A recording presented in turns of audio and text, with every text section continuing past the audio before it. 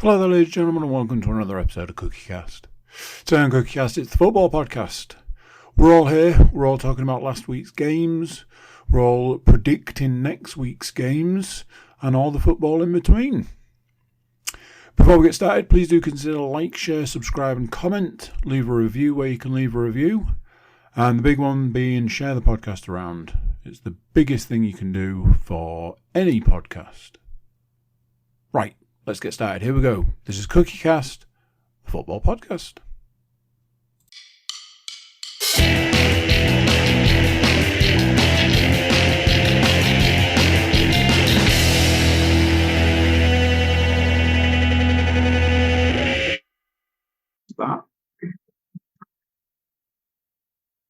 Well, after some technical difficulties, we are officially underway. Welcome in, ladies and gentlemen, for another weekly dose of your football-based nonsense provided to you from us here at the CookieCast Podcast Network. Obviously, I'm not alone. I'm joined, as always, by our Hull, Nottingham Forest, and for this week, Fulham-based entrepreneurs. Yeah, I'll go with that word today. It was the first one that popped into my head. How are we doing this weekend? How are we doing this week, gents? Oh, I feel like we should club together and buy you a random word generator that you can then use. Because where the hell did entrepreneurs come from at that point? You know, it fell from my mouth hole. What can I say? It's word of the day toilet paper that he writes a paragraph from. That's what might have to be bought. So yes, we bring you in on week 24's predictions. We started the week on a Friday night under the lights in Hull, and this one was televised as well. But we don't need to be told. We don't need to be told what it was by the television people, because there was a person who was there in person to watch this particular one. So take it away, Mr. Woodmansey. How did this one pan out for your boys? I think we need to start by saying that Norwich are a dirty football team. Connolly was taken out of the game after 14 minutes by the Norwich keeper Gunn. He'd already been clattered by the centre-back even earlier than this. But yeah, so obviously I took my boys, and they're only young, and they're getting into they love going to the football. This was their first real in real life experience of having a referee that was so goddamn incompetent that it just ruined the entire night. So yeah, Aaron Connolly, ball gets played up the middle. He is not in the 18-yard box. Is with his back to goal, looking at the ball arriving to not receive the ball, but no, a blow to the back of the head from the Norwich goalkeeper, to which not only was that quite sudden, the force then basically made him plant his head into the ground as well. But due to the rules that referee was playing on that Friday night, apparently that's a free kick to the goalkeeper. So, yes, ridiculous. So, when the game pretty much starts with stuff like this, that it's never going to go particularly well. But for references for our listeners who may not have seen it, is it the 80s with the German keeper Schumacher, when he absolutely takes out, is it an England player? I can't remember what it was. No, it was a guy from France called Patrick Battiston or Patrice Battiston. Oh, that's the one, yeah. Which is then hilariously recreated by Badil and Skinner in fantasy football, where they got the wrong Schumacher and dressed up like Michael Schumacher and fake ran him over with a Ferrari kind of. But that's I saw it this evening, and I was like, that's shocking. So apparently the rule is, if the goalkeeper plows into you in the middle of the pitch, it's a foul. You've made the foul. You've 100% made the foul at all times. So in the previous 2 or 3 examples, that is the rule. So yeah, nothing to complain about on that one. Like when it's so bad that the entire stadium, but bearing in mind as well, yeah, it was televised, but they did a ticket deal so that the stadium was full, and the entire stadium went and then was completely silent until they saw him moving again because it was bad. But then the referee seemed to sort of grow some kind of conscience and booked 3 Norwich players within the first half an hour because the fouling did not stop with that. Louis Coyle also took a full-on elbow to the face from Gianluis, however you pronounce his name. So Louis Coyle wore a mask for a good part of this season, not because he's from Hull, but because he had a broken eye socket. The guy who elbowed him during the Norwich game was also wearing a mask.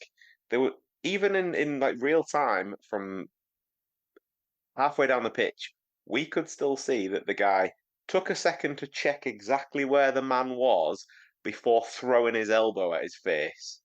To me, that was 2 instances where, I mean, the first one with the goalkeeper, you can maybe argue that he got his head on the ball, but he definitely took the man. So maybe that was at best a yellow, but there could have been 2 sendings off in that first half for me, and the ref absolutely shat the bed. Still, as a result, the game did finish 2-1 to Norwich. There was a goal from Jonathan Rowe, 36 minutes. Ball got played up the centre of the park. 6 Hull players around it seemingly thought it was some kind of bomb and just fucked off. And then Rowe, nice finish with the outside of his foot, curled the ball just out of the reach of Allsop. Hull went for it second half, got caught on the break right at the end of the game in the 88th minute. So Norwich 2-0 at that point. And then again, still going for it. They didn't actually give it up, which was nice to see. And probably not even from a biased manner, but goal of the game from Tyler Morton in added time. Lovely little finish from outside of the box. And yeah, unfortunately, 2-1 to the referee. 2-1 to Norwich. A little insight there into the chant that obviously was going around the MKM Stadium at the end of the game. No. Having taken 2 small children to the game, imagine trying to explain to them the chant that was going around when it was, "Who is the wanker in the blue?" Yes, an overheard chant apparently was when a young man took his son to his first game, and said that on the way home he could just hear his son in the background just chant along to "The referee's a vicar," as he had misheard certain chants that were done at the game. Predictions wise, none of us had a Norwich win. Stuart had gone for a 1-1 draw. The rest of us had all gone for Hull City wins. Sadly, none of us had Morton, Rowe, or Fastnacht as goal scorers. Therefore, we end game 1 with no points across the board. Oh dear. We move to the Saturday slate of games. The first of this was the 12:45 early fixture, which took place in Fulham, but was played at Chelsea. For those of you with your West London knowledge of how that works, you'll understand that one. This was a Stamford Bridge special, but it was the Fulham derby, as it were, Chelsea versus Fulham. Fulham being, of course, Mr. Cook's brand new team after they had beaten his former side, Rotherham, in the 3rd round of the FA Cup the week previous. And unfortunately for Mr. Cook, that tattoo sleeve is getting longer and longer by the day and by the week, as he now finds himself fully supporting the blue half of that particular area of West London, as Chelsea ran out 1-0 winners. The winning goal coming from Cole Palmer penalty. A 1-0 win for Chelsea. that will play into the next game that Chelsea play, which we will get to in the second half of the podcast. Only one of us had gone for a Chelsea win, which was Matt. Sadly, he didn't pick Palmer in his goal scorer, so he just gets the 1 point for the result. I'd gone for a 1-1 draw. Stuart had gone for a 1-1 draw. Stu, however, picked Palmer as his goal scorer for Fulham, so he gets a good goal scorer for Chelsea. So does get a bonus point there. Mr. Cook had tried to throw some support behind his new boys. It did not pay off for him. A 1-0 win for Fulham was not incoming, so he gets no points and changes allegiances to the blue half of Fulham from next week. Our third game played in the 3 o'clock slot on Saturday. Saw my boys, Middlesbrough, travel to Millwall. And I said this was played at the 3 o'clock slot. It was technically played at the 3:15 slot, as Middlesbrough were stuck in traffic trying to get to the ground. So the kickoff was delayed by 15 minutes. And it would seem that the delay in getting to the ground obviously played into the Borough players' mindset as they went 1-0 down. A Joe Bryan goal.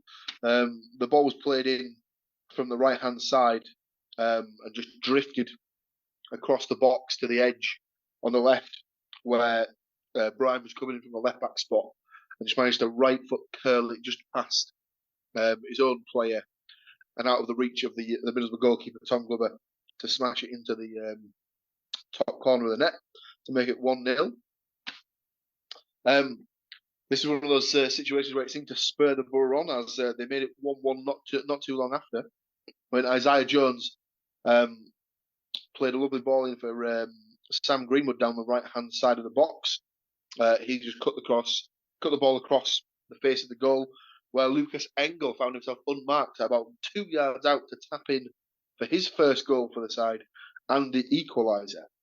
Borough took the lead early in the second half when new signing Finn Azaz clipped the ball just on the half turn in from behind. He was found himself in around the circle, clipped a little ball over the top in behind the defender, who miscontrolled his header and put it perfectly into the path of Isaiah Jones, who collected the ball and then just side-footed it past the goalkeeper to make it 2-1.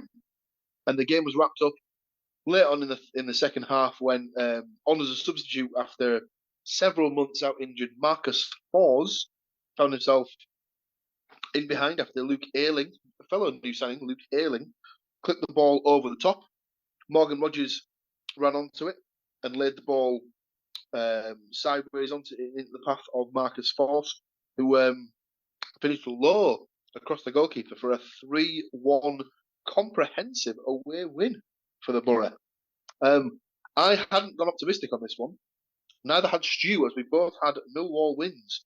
I get the somewhat of the solace of having picked Jones to score for the Borough. So I do manage to bag my first point of the week with a bonus goal scorer pick. Matt and Andy, however, had both gone for a 2-1 Borough win. So get themselves a point there for the result. Matt also picks up a bonus point for having picked Jones in his goal scorers. So Matt gets 2 points for that. Andy, as well as myself, off the mark with his first point of the week. The last 2 games of the week were the FA Cup third round replays involving Hull and Nottingham Forest.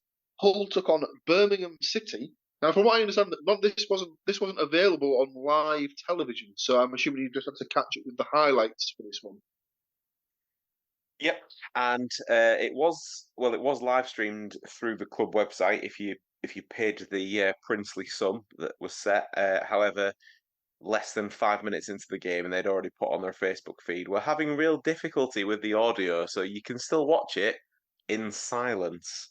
So anybody that actually stuck that out, I mean, you deserve a refund, surely. Particularly after the end of the evening. So yeah, we have this thing on the podcast about if your team is doing shit and they haven't scored a goal for a very long time, come and play one of our teams. Well, this was Tony Mowbray's first win as manager of Birmingham. Hull rang in the changes. There was a completely changed 11 from the side that played Norwich. However, there were also 7 changes for Birmingham, but that many changes is never going to lead to a great game to me. Just no rhythm. But after me saying how bad he'd been in the FA Cup game previously, Jason Lakilo managed to get on the score sheet on 12 minutes. Billy Sharp played a nice ball out to Furlong on the left, who crossed, and Lakilo slid in to score. So apparently sliding must be the new trick that he learned this week, and I presume that he just slid for the rest of the game because that's it. It was from all of 8 yards, that one. It stayed that way till half time. Tony Mowbray made 5 changes at the hour mark, and it's safe to say that pretty much won them the game, as 2 of those scored. Stansfield on 66 minutes, and then the smallest footballer I have ever seen in real life, Miyoshi, scored in the 3rd minute of added time. The only kind of positive, really, I guess, if there is one, was that there was a full debut for Hull for Stan Ashby, son of Ian, who started for Hull. Although there are questions to the legitimacy of whether he actually is Ian Ashby's son or not, because he didn't get a yellow card. I was terrified then and thought you were going to say something like there was a chance for him to go in hard on a 50-50 and he bottled it or something like that, and I was like, whoa. No, I looked when through the annals of time. If you look at a team sheet for Hull that has the name Ashby in it, if at the end of 90 minutes it doesn't have a little yellow rectangle next to it, something is very odd. I'm pretty sure that once his son decided to be a footballer, his dad probably just kept the direct debit to the FA going, just in case. But still, in all seriousness, it's good to see. Obviously, his dad captained the side through all 4 divisions of English football, so can only be a good thing for that family, and obviously it means a lot to Hull. So, so that was it. We lost 2-1. We don't have a trip to Leicester to worry about, which I don't really care. Quite honestly, I set out on this one the exact same as when we went to the home version of this, in the sense of I just wanted a result. If we won or we lost, we just wanted a result. Didn't want extra time. Didn't want penalties. Could have done without a trip to Birmingham, to be honest. But there we are. We don't have that to worry about this time. So no trip to the Crisp Bowl for the Tigers. Yes, indeed. And this particular result has twofold effect, as obviously it takes Hull out of the FA Cup for the remainder of the season, but it also puts paid to one of Middlesbrough's upcoming fixtures, as for the FA Cup 4th round weekend, they were scheduled to play Birmingham City. So they will no longer be playing Birmingham City on the 27th of January, as Birmingham will be involved in FA Cup 4th round action. So that game will be getting rearranged for a date later in the season for their reunion with their old boss, Tony Mowbray. Predictions-wise, I'd gone for a 2-1 Hull City win. Sadly, I didn't have Stansfield, Miyoshi, or Lakilo in my predictions as goal scorers. Andy had gone with a 1-0 win. Same outcome. Didn't have any of the goal scorers. Stu had gone for a 1-1 draw. Didn't have either of the goal scorers. Matt, however, had gone for a 2-1 Birmingham City win. Didn't pick any of the goal scorers, so just the 2 points for the correct score there. And our final game of the week, which may or may not have just finished in the last 5 or 10 minutes, as it turned out, was the other replay of Blackpool versus Nottingham Forest. Now, this one was live on ITV, therefore we've all been able to enjoy the fruits of this particular feast of football. Or was that absolutely not the case at all, Matt? It was absolutely not the case at all. I was sat there, and it's just one of them things that I looked up at the clock. It was 35 minutes into the first half, and I'm thinking, I feel like I've been sat here for an hour. It was just like one of them games where it's just like, Christ almighty, this is. And we ended up with everything that Stu said he didn't want from the whole game. We've ended up with that.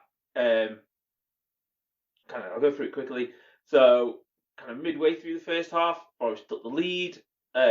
This set piece guru that was employed is obviously earning his wares.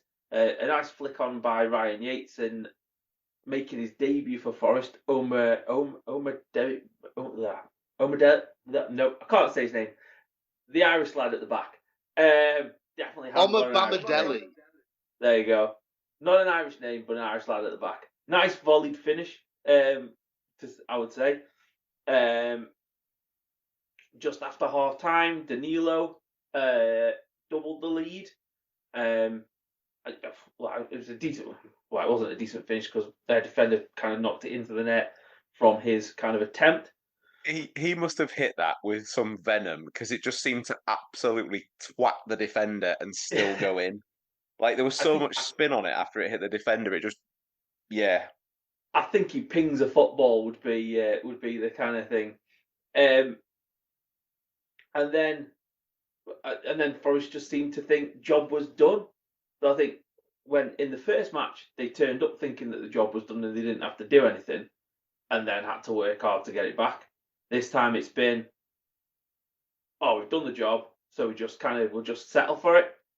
So then Morgan scored a goal. It was a nice finish after the ball had ping-ponged around a bit. Their second goal, like nobody mentioned it because it's like the FA Cup, and it seems to be the rules are the FA Cup is they're a lower league team, they can do whatever the fuck they like. That striker was all over the back of Murillo. Like he had his hands on his shoulders. He was using him and he was already a lot taller than him. Used him for, shall we say, leverage, and to head it into the back of the net. Obviously, VAR was not in place because VAR isn't in League One. I would dare say if that goal had been scored at the City Ground with VAR in place, that would have been chalked off. But nobody mentioned that because it's the FA Cup and it's the magic of the FA Cup. The magic that this 6-foot man grew to 9 foot miraculously by putting his hands on somebody's shoulders, kind of thing. And then it's like, we out-muscled him at the back post.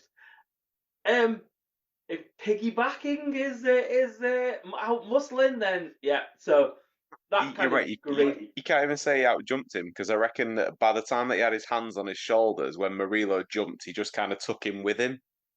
You know, like, I mean, it was in Blackpool, so we can use the beach analogy. You know when you, like, bury somebody in the sand, like, from the waist down? That's what Murillo looked like had happened. So he'd buried him in the waist down in Blackpool, and then, like, I think it was that push far. So, yeah, 2-2, and to be fair, Blackpool deserved it. That goal aside, Blackpool deserved it because they played really well in the second half, particularly after Forest scored the second. And then, so obviously it goes to extra time.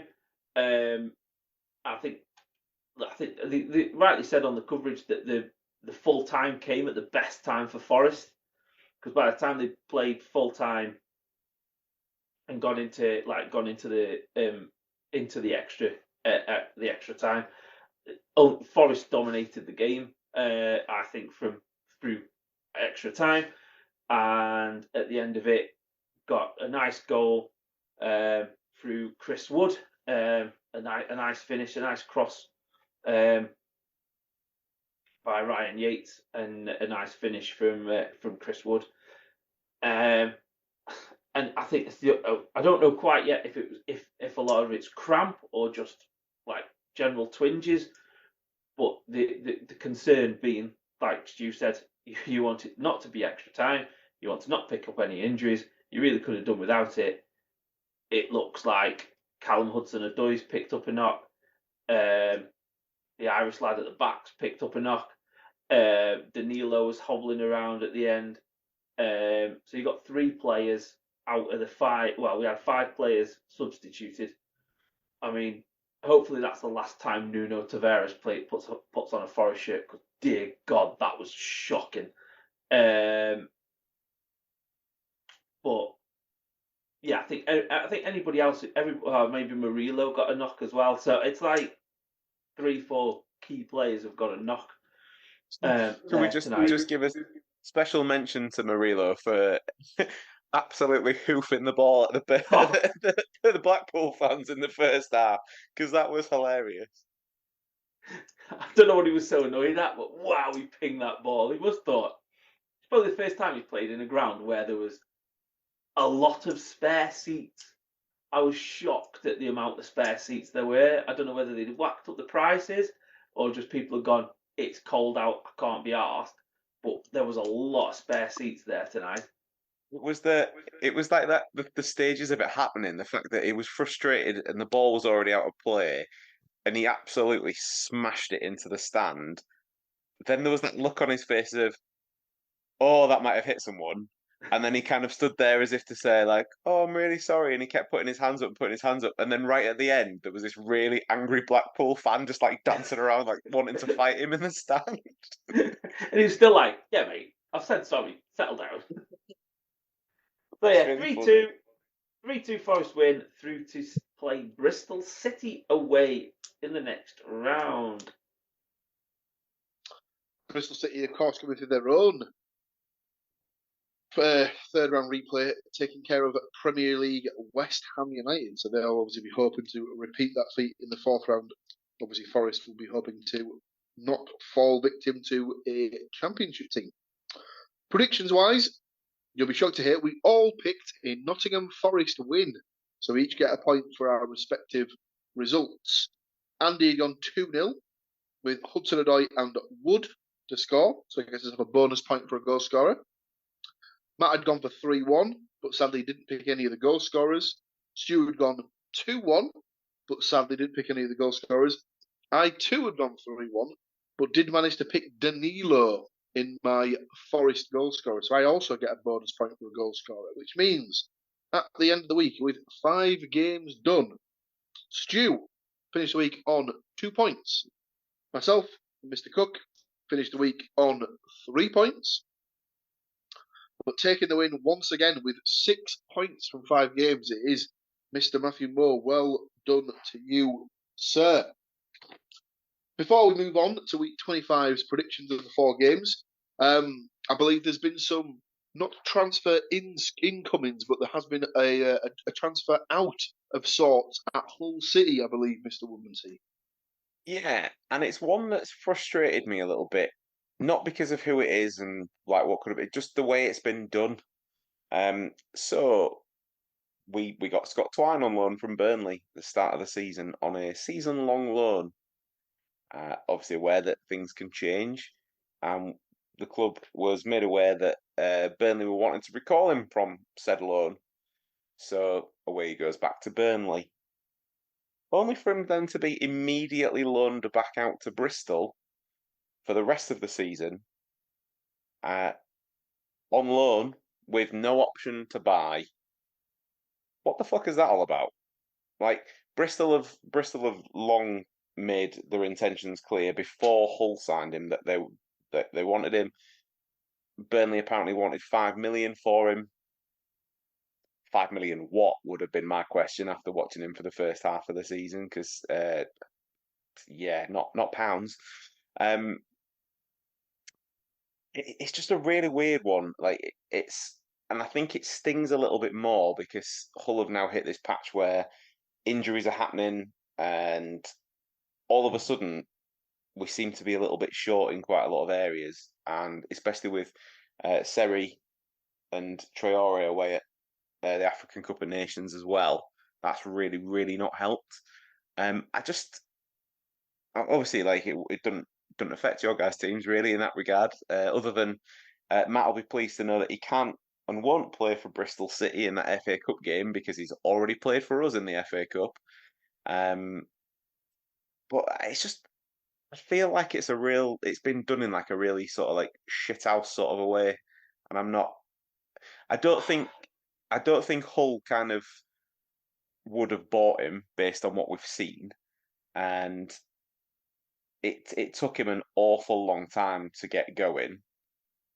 In fact, I can pinpoint the exact time that he got going because it was the free kick that he scored when I was sat in the south stand, and my friend Gaz had come to the game with me and the boys, and he was sat just in front of us, and I said to him, I hope you brought your catching gloves because this is going nowhere near. And Twine binned it in the top corner. So that's the exact point that he started to kind of have any kind of confidence on and started to kind of look anything like to me. But it's not the quality that we're going to miss. It's almost just like the bums on seats kind of thing for us at the moment. Yeah. The only thing I can presume is that it might be a family sort of thing because he's from Swindon.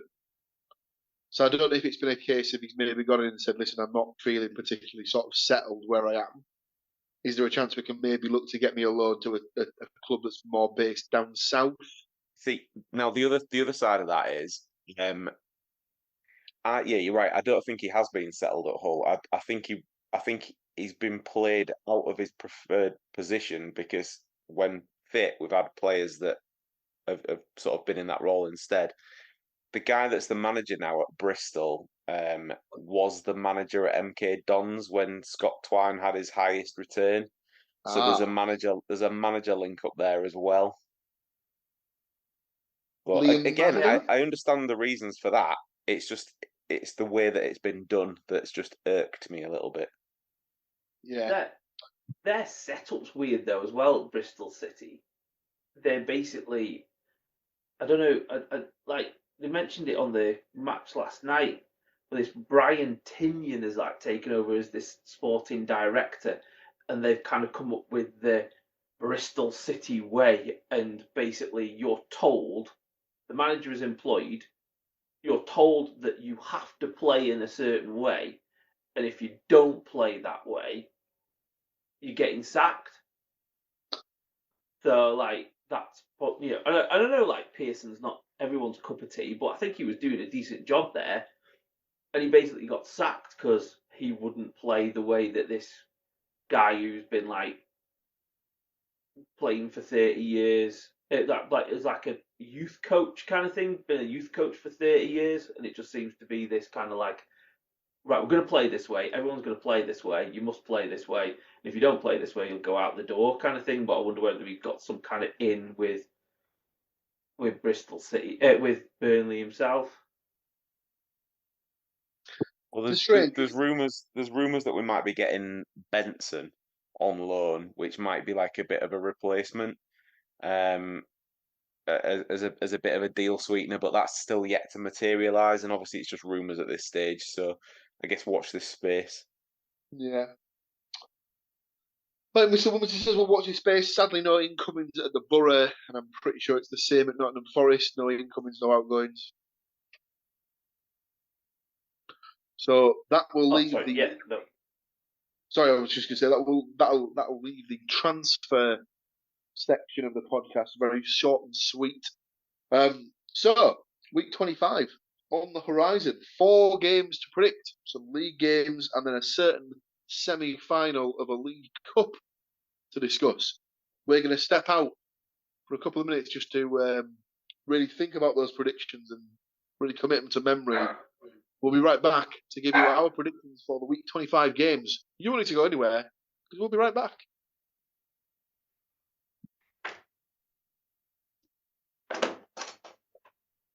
And just like that, we're back at it. So, week 25's predictions. And we start with another Friday evening fixture. And it's another one that's live on Sky Television, where from the stadium of Sunderland take on Hull City. Obviously, it's Mr. Woodmansey's team. He will go last for his prediction. You're not going to this one, are you? No, but I am going to watch it on telly. So very nice, very nice. I'll get us started with this one, as I don't have anything to predict. As I've gone for a 0-0 draw. This strikes me as one of those reset games. Hull have lost a couple on the spin now. Get back to basics. Just don't concede. See how they get on. Maybe see if they can nick one on the counter. Matt, what have you got? Paul. Don't concede. Have you seen our results recently? That's what I'm saying. Just This just goes back to when Neil Warnock was the manager of the Borough, and then come off the back of a couple of defeats, and it would all just be go back down to the basics. Just don't concede. Don't worry about scoring. Just don't concede. There's more chance of it being 3-3 than there is of it being 0-0, I think. Matt, what have you got down for Sunderland Hull? I've gone for a 1-1 draw. I've gone for a draw as well. Bellingham for Sunderland and Carvalho for Hull. Mr. Cook? I've got a 0-1. Sharp to score. Sharpie? So, we've already slightly heard what he had to say a little bit earlier, so I'm assuming he thinks there's going to be goals. It's just a case of how many and in which net. No, I don't think there'll be goals. I think it'll be a repeat of Boxing Day, and Sunderland will win 1-0. I've also gone for is it going to Bellingham. be... Oh, I was going to say, is it going to be an exact replica, and is Clark going to score? But no, you've gone for Bellingham. No. I have to say, I do feel slightly bad because generally the performances have been pretty, even though they've lost, they've been pretty good. They've not played badly. They've done that. They're going through a stage of the league games, particularly having more of the ball, having more of the shots, but just the key moments, just not like having that quality. Whereas the other teams then punish them for it. So I don't think that it's on paper it looks like they're in bad form. They're not playing that badly, but I just, with the injuries and stuff that we talked about before, and like people out the door and what have you, I don't know where that changes at the moment. They definitely need to stop the rot, as it were, but Sunderland probably aren't the team to do that against. We'll wait and see. We move on to the Saturday slate of games. The first one of those is my team, Middlesbrough, at home to Rotherham United. Obviously, it's my boys, therefore I will give my prediction last. Let's go straight back to where we ended the last game. Stu, what have you got down for Borough Rotherham?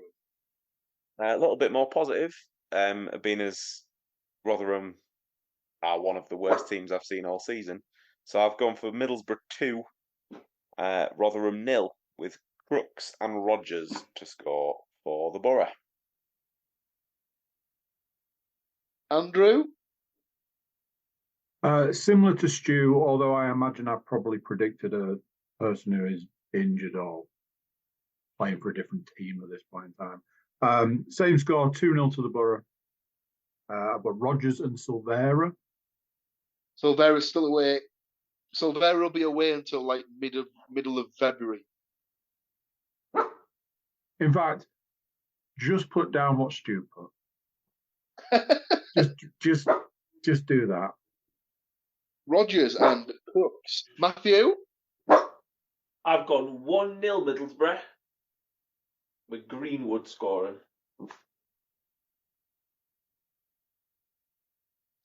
It's a full boat, ladies and gentlemen. I too have gone for a Borough win. We've not had the best of luck with Rotherham in the last couple of years, so I don't think we've beaten them for at least 3 games, if you don't include the pre-season friendly we played against them in this off-season, which no one should, because it's a pre-season friendly. I've gone for a 3-0 thumping win. And for goals from Rogers, Fors, and Greenwood. I feel like they kind of need a decent result to sort of ride the momentum into the next game they're going to play, which we'll come to at the end. Beating an off-par Rotherham side would set that up very, very nicely. Would it not be also the most Borough thing in the world to lose to Rotherham and then beat Chelsea? I mean, there's definitely elements of me that would take that right now if you. Yeah, absolutely. Our next game, and second to last game, if you will, sees our other Saturday fixture, and it is again a television fixture. This one will be on Sky TV in the 5:30 slot, where Brentford take on Nottingham Forest. Obviously, Mr. Moore's team, so he'll give his prediction last. I'll jump in here as I've got it written in my book. I've gone for a 2-1 Nottingham Forest win. Brentford not in the best of form, but they do welcome back after a lengthy ban Mr. Ivan Toney. I believe he will start the game, and I think he will score in the game. I've gone for him to score for Brentford, but I've gone for a goal apiece from Wood and Danilo.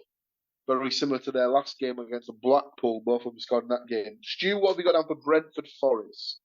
As we've already talked about tonight, if your team's doing badly and you've got a striker that's not scored for a long period of time, come and play against us. Well, obviously, the Brentford have not been great of late, and Tony, for multiple reasons on his betting slip, hasn't been able to play for a very long time. So we'll go for, unfortunately, Matt, a 1-0 Brentford win with Tony to score. Andrew? I've got Forest down to win 1-0 with Wood to score. Very nice.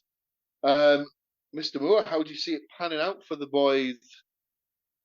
I've gone pretty much like what Stu said. If you're in poor form and generally you're all right, and if there's somebody who hasn't played for a while or hasn't scored for a while and needs to get their kind of shooting boots on, generally come and see Forest after the performance tonight.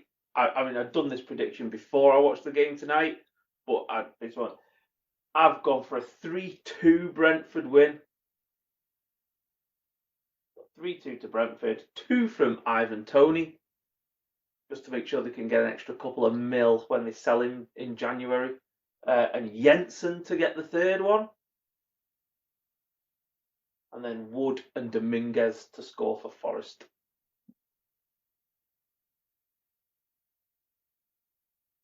Very nice, although obviously not if you're not the Forest fan.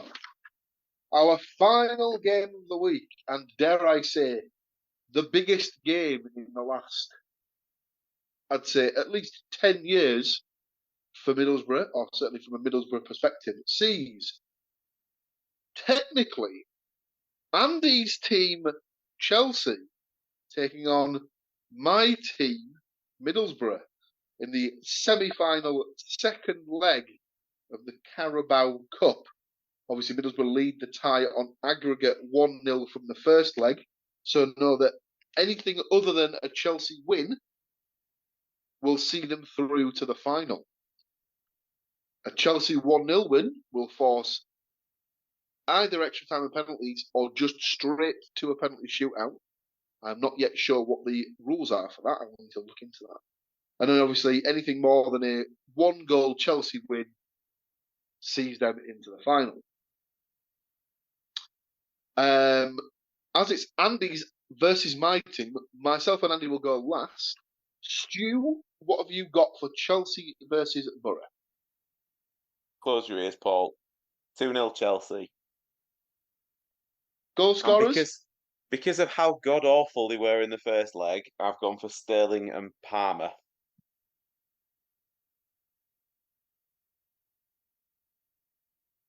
I'm trying to reverse psychology the shit out of it this week. Matt? I've gone down a similar tack as well. I've gone 3-1 Chelsea. Goal scorers? Sterling, Palmer and Gallagher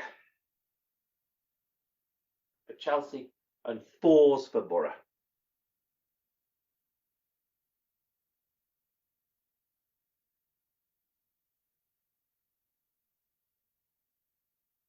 Now, as it's technically your boys at home, Mr. Cook, and my boys away from home, I'll come to you for your prediction first for your boys. What do you reckon for Chelsea Borough?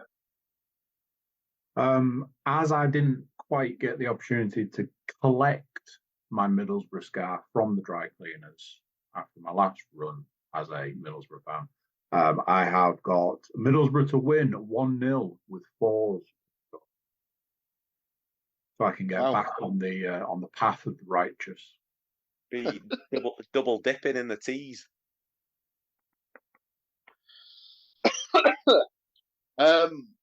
I've got pretty much exactly the same scoreline as one of you. Sadly, from my perspective, it is not Mr. Cook. I too have gone for a 3-1 Chelsea win.